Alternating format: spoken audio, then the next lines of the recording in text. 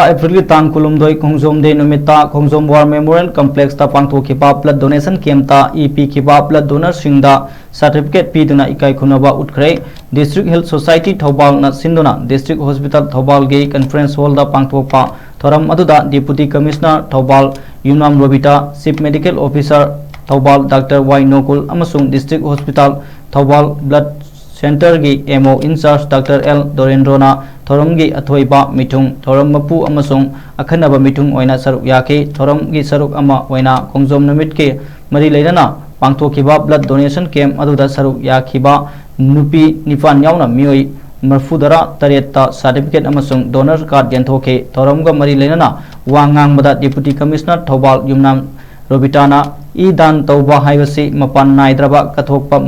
अमनी मसीना मी अमगी पुंसी कल्लिबनी मतुंग तारकपदा सु डोनर सिंगना लमदम असीदा ई गी अवाट पाट लैतनवा पुक्सेल चावरब सिंगना ई दान तौबी हाइखे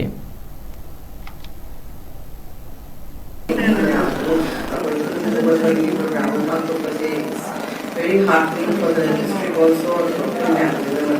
सीखने के अंदर मैं आपको उसी प्राइस क्रेडिट कार्ड को मिला मैं आना हाइलाइट एक्सप्रेसली होना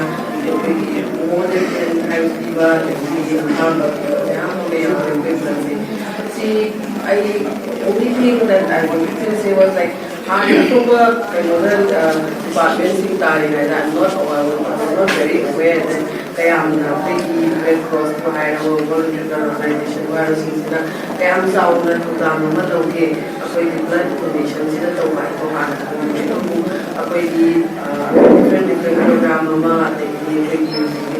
especially Hong data, we may have a copy of the